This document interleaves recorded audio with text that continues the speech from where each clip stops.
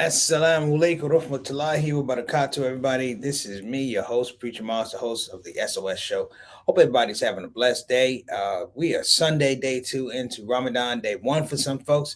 It doesn't matter where you get in, as long as you fit in. That's the way we feel.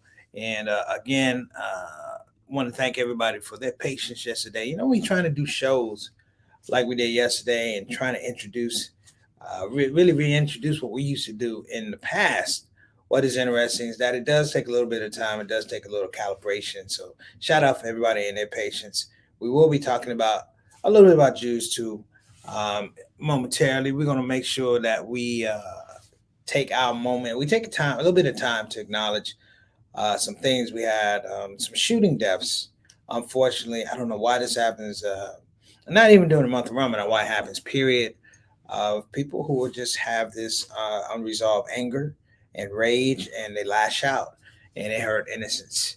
And it particularly hurts during Ramadan because this is a month of peace, a month of reflection for a lot of us. And so we're constantly trying to make sure that we are in a space. As I talked yesterday, the first 10 days of Ramadan is about mercy. And I spent quite amount of time talking about this whole concept of mercy, that, the genius of creation is that there's mercy for everything we do. And even beginning to talk about Jews too, which we'll talk about a little bit later today, not in such an expansive example as we did yesterday, but being able to tie it in to today's title, our subject matter, which is the believer and the counterfactual society. When I was going through Second Jews today, it was really interesting that a lot of what I was reading, going back to the relationship with the Jews and the covenant, the Jews and the Christians. It's really, really interesting that there's this weird type of de-spiritual reinvention that happens. And that reinvention is absolutely a convection of Shaitan, but it requires a certain amount of willingness to be available. I always say that, while we sin and Shaitan whispers, he whispers to our availability, that he knows that there's a space for engagement, and that space, and it has to happen in our logic, of course. But I think the thing that we don't want to overlook is the fact that there is a certain amount of intelligence and emotional attachment to our decisions. So when you read, starting with Surah Fatiha, which is just the idea that we need this protection, and one is being steadfast and waiting for it, is really what we're going through in life. It's literally what we're going through in life. It's the framework for how we see ourselves moving forward, and more importantly, it's like, how do we see other people in our space, and how do we judge how we connect with people? When you start talking about everything from diet to divorce to wills, you're talking about a religious text that really is giving you a foundation for a comprehensive understanding of life, from the time you're beginning, from the time you're born to the time you die. And it gives you all of these parables of the prophets that go through all of these things just like we do, to emphasize, I feel, to emphasize the fact that, one, time is not our own, and two, that's a prescription. And I tell people this all the time, and I have to remind myself that the prescription is not like, if you get ill, you go to the doctor gives you a prescription. A true prescription is something that's given to you before you get ill. It's something that's prescribed to you before you make these mistakes. And that's what the Quran is. That's what the Hadith is. It is this space whereby you have a religious unit that tells you, before all these things happen to you, this is what you can do. And the proof in the pudding is, as you begin to read and go through all of these I want to say, referendums in the Quran, you'll begin to understand why society is the way it is today. And that society, for lack of a better word, is counterfactual, meaning it constantly reinvents itself so that the things that happened before us appear to not have happened at all. We're talking about believers in counterfactual society here on the ShOUT Show. We'll be right back. This is the SOS. Let's get rolling.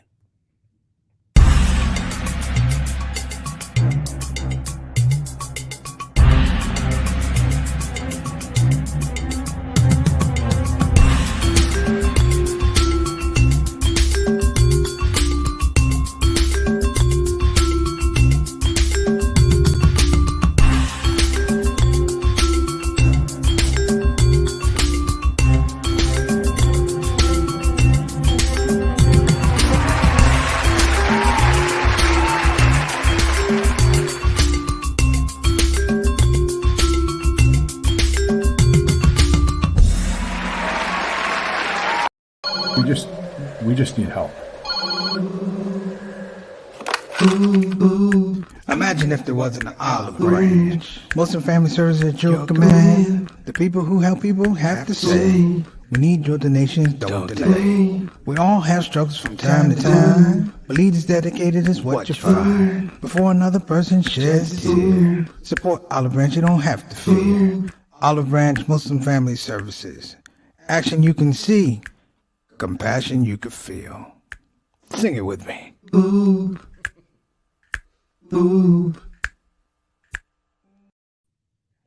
All right. We're back, everybody. I want to give a special shout out for our sponsor for Ramadan 30 for 30. Want to make sure we're shouting out Islamic Relief USA. Islamic Relief USA. A lot of the things that they do, I believe, have to do so much with the fact that we've evolved as a community. When I say evolved as a community, whereby we're not so much problematic, but we are didactic and talking to people who don't understand our problems, and in many regards telling them that we know how to best deal with our folks. We know how to best deal with some of the endemic problems that we have around us. And to the credit, over the years, Islamic Relief has responded to that. Things like Day of Dignity are really scenarios where they are providing the materials, but they're showing the emotional intelligence as well to step back, understanding that these people who are our people and the people who are the service providers, they are the ones who best know how to deal with people. They're the ones who best know where the food needs to go, or the clothes need to go, or school supplies need to go. They tell folks this is the best area to stage this. And, I want to make sure that I, first and foremost, do give them a shout out. But, this is what it is. This is the Ramadan 30 for 30. And here we are, brothers and sisters, blessed to have another Ramadan. Before we get started, I want to give a shout out to my shout out show family. I got people in there. Let's go ahead and roll them out. Wa alaikum assalam rahmatullahi wa barakatuh. My main man, Eric Carter, who is day 2 on the Ramadan 30 for 30, brother. How you doing?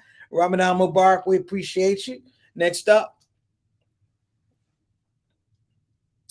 got Bilal Salahuddin and Sister Sonia, daughter Salahuddin. Wa alaikum assalam rahmatullahi wa barakatuh, brother. Ramadan Mubarak. I don't know if it's your first day or your second day. It doesn't matter. You're going to get your days in one way or the other. We are here to celebrate the revealing of the Quran, and this is the perfect spiritual give back to Allah subhanahu wa ta'ala. So feel good whenever you start it, and feel good when you finish. Remember, this is not a holiday. This is a work referendum on our spirits and our soul. So make sure you get out there and you make this holiday, this pillar, a work referendum. You get out there and you do some good works, and you see what the people need and you provide it. All right. Next up, we got my brother Johnny L. Thomas, better known as JT. Wa alaikum assalam rahmatullahi wa barakatuh. Ramadan Mubarak to you, my brother. I believe this is probably your 25th Ramadan hanging with your brother, man. So much love to you and the family. And as always, I'm going to put it on you. As this is Ramadan, this is not a holiday. This is a working sacrament. So I want you to get out there. I want you to do some good works too. And make sure people are doing, all right. Even if it's just picking up the phone call, make sure people are all right. Do that, because this is a time to do so. Much love out. Next up, Wa alaikum assalam rahmatullahi wa barakatuh. Our Canadian ambassador to the show, Mr. 6 o'clock, straight up, straight down. All talk for sheep. What's going on with you, brother? We appreciate you, sir. And I have a special announcement we're probably going to do tomorrow. But I am so happy to see everybody on the show today. Now, I missed somebody yesterday, and Sister Ree, and I'm going to have to call Sister Ree because this is 2 days I have not. Is Sister Ree in the queue, Sister Satana? I'm going to make sure I give her a call, make sure she's doing all right. And I hope everything's all right with Derek and Juwan and everything. People get tied up. Even I get tied up. I meant to shout her out yesterday, but shout out today, Sister Ree. Next up, got Sister Satana working in the back. She's working. She makes this thing work, brothers and sisters. You see we're doing different things and trying to expand. So please be patient with us. When people are trying to try different things, God forbid, I had to go back to editing and trying to put stuff together. But you know what? It's for a good reason. Excuse me. I feel like it allows me to do different stuff. So I'm happy with where I am, and I'm telling everybody, thank you. Thank you. This has probably been not a difficult year, but it was definitely a transformational year coming out of COVID. And, it's good to have some joy in your heart. So that's why I am today. All right. And we say, wow, alaikum assalam, Sister Tana Ram about it to you in the Whitfield clan in New Jersey. All right. Let's go and get to our subject matter. Can we put that tab up real quickly, Sister Tana? Our tab today is believers in counterfactual society. Believers in counterfactual society. All right. We can take the tab down. This is what I'm talking about. That going back to the beginning of the human being and free will, the human being's existence has been buffeted. I want to say buffeted and expanded by the whole idea of if. By the whole idea of if, woulda, coulda, shoulda, things like that. These are normative phrases in what we call a counterfactual society. Because that language, if you will, that they say words make man, like Imam Wafdi Muhammad said, words make man, but words make man not. Words make man not. Words make man not take accountability. Words make man not be responsibility. Words make man not bear witness to the truth of their own actions in society around them. And what I'm saying is, when I was reading through Jews 2, and I'm going to talk about this a little bit, what was interesting, brothers and sisters, what was really interesting is as you look at the history of those who have had the favor of Allah subhanahu wa ta'ala blessed upon them, let's say put upon them, they had covenants, contracts. Do this, I'll take care of you. Do that, I'll take care of you. And the constant revisiting of the fact that the contracts are not fulfilled. The contracts are broken. Now, this is not to put Jews, the Christians on Front Street, or even Muslims on Front Street. It's the idea that we know that we're not a perfect people. If you give us the best that you can give us somehow, some way, many of us will drop the ball on the best that you can give us. And if you're not going to handle the best that somebody's going to give you, then what else is, there's the best and what else? As old school dudes say, there's the truth and whatever you're trying to tell me. And in that space, brothers and sisters, there is a narrative. That narrative speaks to how we connect with the world today. So many of us in the struggle to understand the world, you have to understand that this is a world that revolves. If you want to understand the world these days, watch a news cycle, not for 24 hours, but for 36 hours. And the story that was hot at 24 hours is gone by 36. Let me say it again. The story that was hot for 24 hours is gone in 36.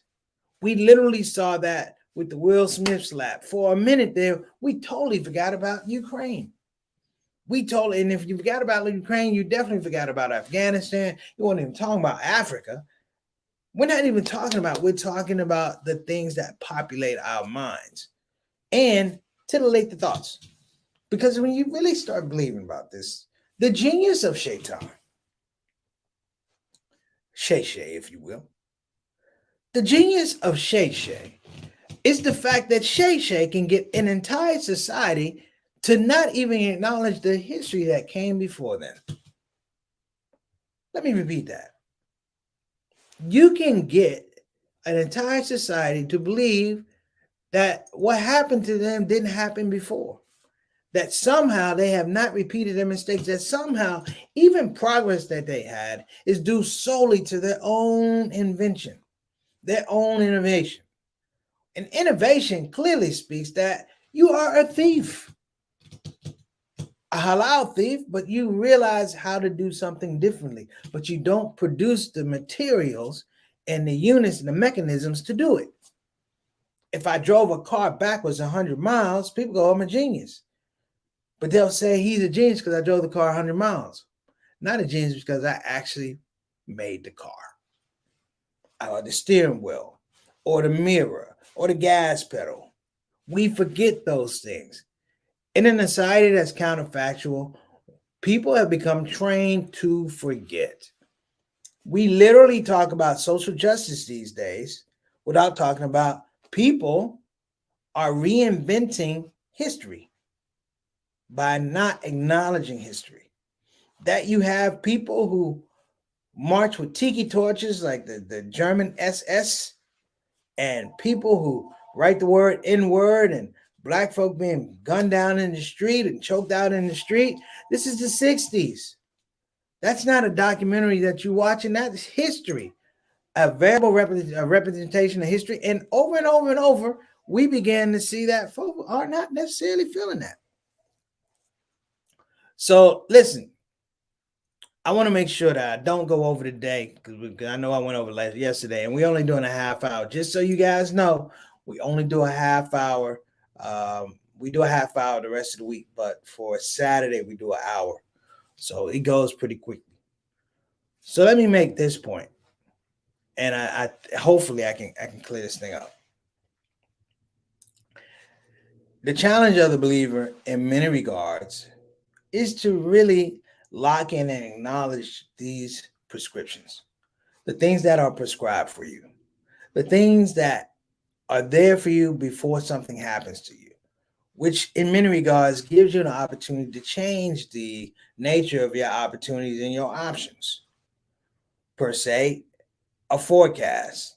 If the weatherman says there's a 100% chance of rain today and you have to walk outside, your intelligence says, well, all right, maybe it's not raining now, but there's a possibility. And the protocol is I'm going to take a good coat that will protect me against the rain, and I'll take an umbrella. We do it with our health. We eat food so we can avoid certain illnesses. Even if you read Elijah Muhammad's Eat to Live, How to Eat to Live, he even says, without a whole lot of description and detail, he said, if you're doing Ramadan or you're fasting in the month of Ramadan, you're doing the right thing. Even these things have a certain type of gravitas that none of us should overlook. All right. So I don't want to overlook. We're going to take a break here and we're going to come back. You're sticking with us. This is Ramadan 30 for 30 here on the ShOUT Show. I'm Preacher Moss. We'll be right back.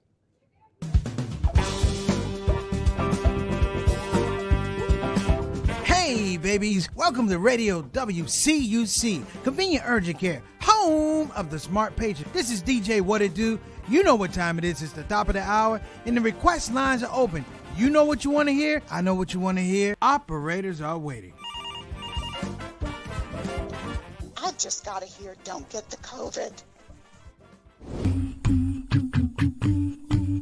Don't get the COVID. Put your mask back on. The Delta COVID, more contagious than before. Don't get the COVID. Go on and get the vaccine. You know that it can keep you safe, and your people living up in your space. Don't get the COVID. You need to wash your hands. The Delta COVID is more deadly than before. Don't get the COVID. Go on and get your vaccine. You know that it can keep you from dying. Don't leave your family all alone and crying. Don't get the COVID.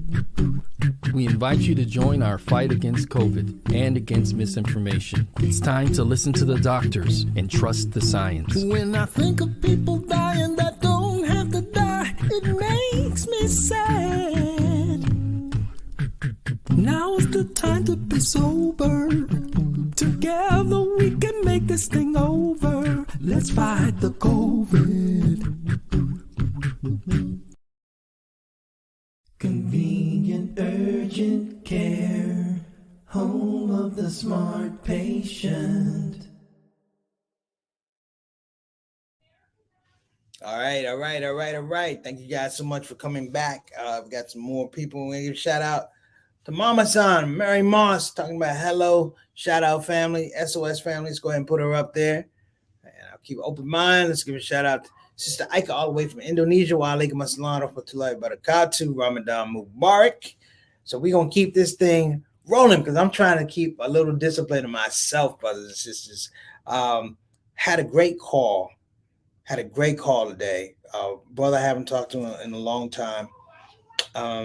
He used to be one of my classmates in high school, and his brother is Muslim, and he actually reached out to me to say, Ramadan Mubarak. And I thought the thing that was really beautiful was he said, he had originally had this cloud of doubt religion overall, about religion overall. And he said, he's not converting anything like that. He said, but he's come to appreciate the importance and the valuation of not evaluation of religion, but the valuation of religion in society. And we began to talk about this whole idea about, what society is. That society is looking for any and every opportunity to negate the truth. We want to make sure that if something happened, we want to put it out to the point where it never happened. So the next person that comes and they so they, like we talk about kids in education, in textbooks. Certain textbooks are very counterfactual because if you're a young kid reading that book, you're gonna read that maybe there was no slavery, or maybe there was no civil rights, or there wasn't a man called Martin Luther King or John Brown or anything like that. And you have that movement going on now. But the thing about religion, which is beautiful, is the fact that you can't frame mercy, gratitude, and time.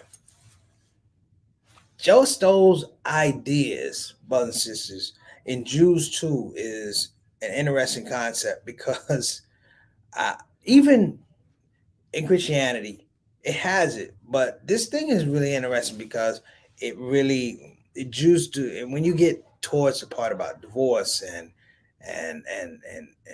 death and food and hygiene and things like that, that's very comprehensive. Like someone who's doing that has a clear understanding about what society is then and what it's going to be years beyond that. Because even now we deal with health issues, we deal with hygiene, we deal with money issues, we deal with all these things, and I mean, we can get into all of the different aspects of it, the levels of faith and things like that. But I think I want to focus on the fact that there's a level of planning, that there's a divine level of planning. You can't go through it. You can't overlook it. You gotta appreciate it. So let's just do this quick Jews reflection. Jews number 2 reflection. I hope you guys don't mind. What I took out of Jews 2 was the fact, brothers and sisters, that despite what we hear, despite how we feel, that sense of preparation personifies the fact that God wants you to win. You may have challenges and tribulations, but essentially God wants you to win. There's a test you're going to take, but all of the answers are given. There's a journey you have to take, but here's a map. You got to lose weight, but here's a diet to do so. You're not sleeping well. Well, let's look at the prescription for how you can sleep well. And just that idea is something that is socially and spiritually redeeming and can't be undone. One of the reasons why religion exists today is because when you look at a counterfactual society, they don't want you to win. I'm not saying they don't want you to lose, but they definitely don't want you to win. And the premise is not there for everybody. It's situational. The Quran, Hadith, the Bible, the Torah, it is representative of God that wants you to win. Now, we can't talk about the people who follow them, but in essence and concept and premise, you have a God that wants you to win. The only thing is, how much do you want to win? How much faith are you willing to invest in a winning process? And the sustainability, the steadfastness, as they talk about in Surah 2, Al-Baqarah, that steadfastness. Are you willing, brothers and sisters, to go through the storm, the difficulties, and things like that? When something doesn't happen specifically according to plan, can you dig in and go, I still got faith. I still have knowledge forthwith that my Lord wants me to win. And even in an expanded, if my Lord don't want me, maybe he wants my daughter or my son or my mother or my brother or my sister or my cousin, or maybe this community, maybe this masjid to win. Can you get to that point? That's Jews 2.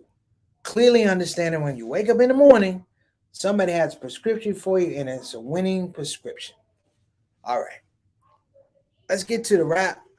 I'm going to ask everybody to please continue to donate to send Preacher Moss to prison campaign, launchgood.com/Preacher Moss. Again, that's launchgood.com/Preacher Moss. I was not able to do it today, but inshallah tomorrow, everybody that's donated, we're going to have the ticker running at the bottom of the screen the whole show, because I want those people, all of you, to know that I appreciate you, that I appreciate your donations. I appreciate more so your awareness to this very, very important subject, because this is, we talk about counterfactual. Prison to me is counterfactual. They erase the history of people for 3, 4, 5, sometimes 27 years. You never see them, anything about them. Then they show up and you go, what are you doing here? And they're going, I have no idea. Sad but true. So we're going to have all those people. I'm going to give a shout out to my main man, Jawad, over at Launch Good. I know I apologized yesterday. I want to congratulate him on trying to make sure that the word gets out on our campaign. As much so, all of you brothers and sisters, I want you to, make dua. You can't send anything in, it's okay. Send those duas in. And you know why? Because I have a good friend who is a comedian, actually. And I was actually talking about him or interviewing him for a class. I was writing a paper. I had a paper due for, and we talked about the fact that that community in prison is a lot more cohesive than the Muslim community outside of the prison. And then we talked about why is that so, and it had so much to do with the fact that people aren't looking to engage in other people's situations, scenarios, because sometimes they're so involved in, I don't see you. Didn't happen to me. It's not personal. Things like that. We got one more comment. We're gonna go. Old Scholar said, "Oh, well, my mom is going into old songs, in God's own appointed times. Problem is, we move at our time, then wonder why we fail." This is true. This is true. Well, listen, I appreciate you, everybody, and we're going to officially leave up out of here on time. Shout out to Sister Tana for keeping me on cue. Thank you guys so much. Much love. I'll see you tomorrow. We'll be talking about Jews 3, and just a little sprinkle, brother. We know we go deep on Saturday, but a little sprinkle for everybody tomorrow, inshallah. Hey, wherever you are, I hope you're blessed. Assalamu alaikum wa rahmatullahi wa barakatuh. The shout out show on behalf of myself and, of course, Satana Whitfield. See you tomorrow.